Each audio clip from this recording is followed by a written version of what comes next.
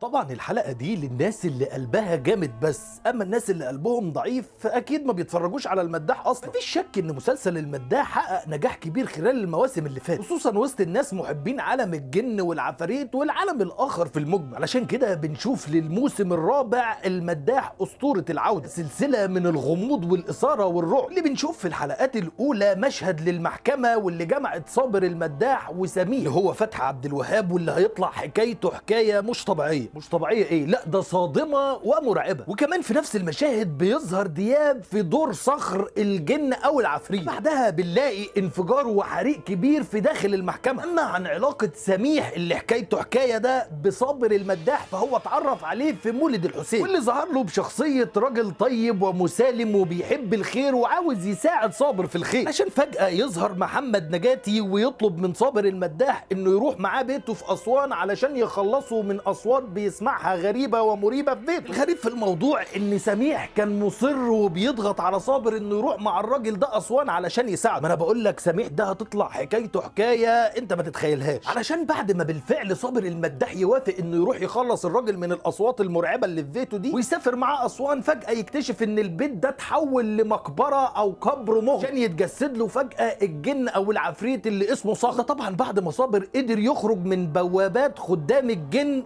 قزح، وبعد ما يظهر له الجن صخر يقول له شكرا يا صابر، علشان بعدها يكتشف صابر ان سميح ده جن اصلا ومتنكر ومتشكل في هيئه انسان طيب ونقي ومحترم وبيساعد الناس في الخير. بعدها بتكتشف رحاب زوجة صابر وهي بتزور قبر والدها ان صورتها موجوده وعليها سحر، وفجاه يتجسد لها صوره والدها قدامها ويقول لها ان زوجها صابر هو اللي عامل لها السحر ده، وقال لها سبب عمل صابر السحر ليكي علشان تتعلقي بيه اكتر وتفضلي تحبيه. طبعا مش محتاج اقول لك مين اللي عايز يأذي صابر ويدمر حياته وتجسد لمراته في صورة ابوها. بعدها بيروح صابر لضرغام علشان يعرف منه طريق الورث، ولكن للمرة التانية بيظهر له الجن صخر واللي بيحاول يقتله ويأذيه ويتلاعب بيه بشكل شيطاني مخيف، واللي بيحاول يقنعه ويوهمه انه كان سبب هو اللي قتل واحد تاني، علشان بعدها تظهر براءة صابر ويبان ان سبب موت الراجل ازمة قلبية لانه كان مريض قلب مزمن. صابر بعد كل المعركة والمشاكل والاذى ده كله يقرر انه يسافر لبنان علشان يسأل عبد العزيز مخيون واللي قايم بشخصية او بدور الامين، اللي قال لصابر ان الجن عايزين يضروه ويأذوه بشكل مش طبيعي، وده علشان صابر فتح باب النهاية ووصل لكبار ملوك الجن، وخصوصا بعد اللي عمله مع مليكة وشامخ. واللي ما يعرفش مين مليكة وشامخ دول جن حضرتك. الامير طلب من صابر انه يحاول يركز في انه يتخلص من الجن الاقوى والاشر قزح، واللي صابر دخل بيته فين؟ في المغار. وفجأة يا سيدي وبدون مبرر العربية تتقلب بيهم وهم بيتكلموا. بعد رجوع صابر تاني لمصر تظهر بقى مشهد المحكمة اللي كنت حكيت لك عنه في اول الحلقة، واللي هي كانت محاكمة عائشة بتهمة قتلها لابنها، مش بس كده وطبخ جثته. مع بداية المحاكمة يظهر انفجار شديد وحريق كبير جدا، وفجأة بيهرب كل الناس من قاعة المحكمة وبيظهر له جن سميح والجن صخر علشان يجري صابر بكل ما اوتي من قوة ويحاول انه يخرج عائشة من القفص قبل ما النار توصلها،